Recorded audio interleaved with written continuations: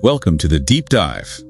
Today we're getting into something heavy, one of hip-hop's biggest, most tragic stories. Absolutely. Tupac Shakur and the Notorious B.I.G. Their legends, their rivalry, and, well, the unsolved murders that still echo today. Mm-hmm. We've gone through your sources, the research, the articles to pull out the key stuff, the essentials you need to know. It's your shortcut to getting up to speed on this whole thing. And it's crucial, isn't it, to remember where it started? Yeah, exactly. Before all the, the animosity, the violence, there was actually a real friendship there. Tupac, the West Coast megastar. Right. Poet, actor, activist, already huge. And Biggie, the newcomer from Brooklyn, incredible lyricist. Master storyteller. He was really revitalizing the East Coast scene, and Tupac, well, he kind of mentored him. Sharing stages, even homes. Yeah, it was a genuine connection. Which makes the betrayal Tupac felt later so much more intense. But it wasn't just personal, was it? The labels got involved. Big time. Oh, yeah. That amplified everything. You had Death Row Records on the West Coast. Stooge Night. Very aggressive, that whole gangster rap image, ties to the Bloods. Definitely. And then on the East Coast, you had Bad Boy Records. Puffy Combs. Yeah. Much more polished, commercial, right? Aiming for mainstream appeal. Exactly. It was like this ideological clash, almost. Raw versus polished, authenticity versus, well, mass appeal, both fighting for the soul of hip-hop, you could say. So what was the flashpoint? What really set it off? Most people point to the Quad Studios shooting, November 1994. Okay. Tupac was in New York. He was actually on trial, kind of vulnerable financially, and he gets ambushed in the lobby, shot 5 times. Wow. And the key part. Biggie and Puffy were upstairs in the same building at the same time. Whoa. Tupac immediately suspected them. That infamous picture of him giving the finger from the ambulance that was aimed at them, betrayal. And then Biggie released Who Shot Ya soon after. Yeah. Now, Biggie and Puffy always denied it was about Tupac, said it was recorded earlier. But Tupac didn't buy it. Not at all. He saw it as a direct taunt. It just cemented his paranoia. Things escalated from there. Massively. Tupac goes to prison on unrelated charges. Then Suge Knight posts his bail $1.4 million. And signs him to death row, October 95. Right. And Tupac comes out breathing fire, ready for revenge. Then you have the 95 Source Awards. Suge Knight gets on stage and basically calls out Puffy directly. Very public challenge. And the music, the diss tracks. It got vicious. The War on Wax, they called it. Tupac dropped Hit 'Em Up in June 96. That one was brutal. Beyond brutal.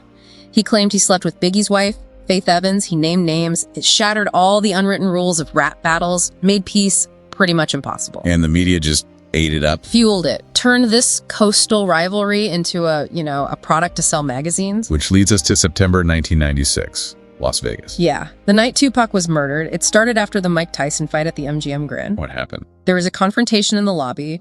Tupac, Suge, and their crew saw Orlando Baby Lane Anderson, a member of the Southside Compton Crips. A rival gang to the Bloods associated with death row. Exactly. And they beat him down. Badly. Right there in the casino lobby. A huge violation of, gang protocol. Very public disrespect. And then later that night. Hours later, Tupac's riding with Suji. They stop at a red light. A white Cadillac pulls up alongside. And opens fire. Yeah. Tupac was hit 4 times. He died 6 days later. The investigation stalled. Witnesses wouldn't talk.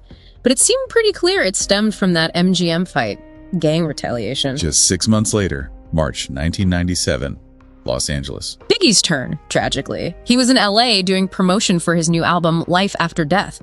Some called it a kind of peace mission, going into enemy territory. He was at a Vibe magazine party. Right. Leaving the party, his SUV is stopped at a red light, just like Tupac. Peterson Automotive Museum. No. A dark Chevy Impala pulls up. Witness described the shooter, black man, blue suit, bow tie, fired multiple shots into Biggie's vehicle. He died almost immediately. Pronounced dead shortly after arriving at the hospital. Instantly, everyone assumed retaliation for Tupac. But the way it happened, the description of the shooter, it felt different, maybe. More professional. Yeah, it added layers to the mystery. It wasn't as clearly linked to an immediate prior incident like Tupac's was to the MGM brawl. Which brings us to the investigations. And the theories. Lots of theories. Oh, yeah. 2 main ones have really dominated the conversation for years.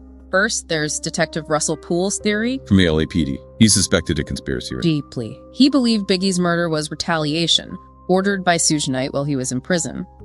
Poole thought corrupt LAPD officers connected to death row, specifically David Mack, helped orchestrate it. He even named a potential triggerman Amir Muhammad, that man in the suit. And Poole claimed the LAPD covered it up. Yeah, he linked it to the wider Rampart police corruption scandal happening around that time.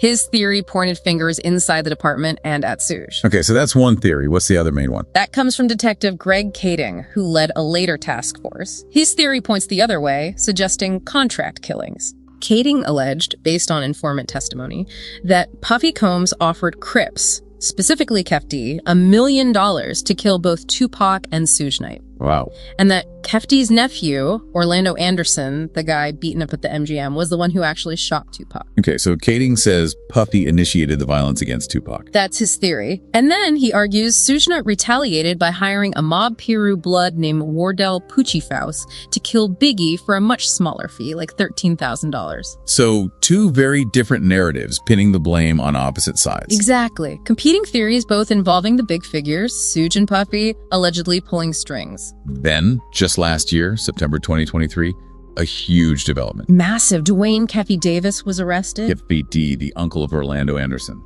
one Kading mentioned. The very same. The last living person known to have been in the shooter's car when Tupac was killed, arrested 27 years later. On what grounds?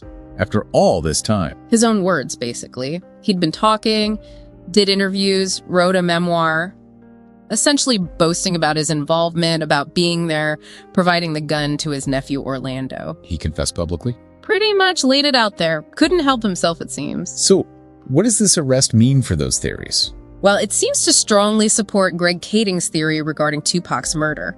Kef D's account lines up with Kading's findings about Orlando Anderson being the shooter, acting on Kef D's direction. But what about Biggie? Ah, that's the thing. Kef D's arrest is specifically for Tupac's murder.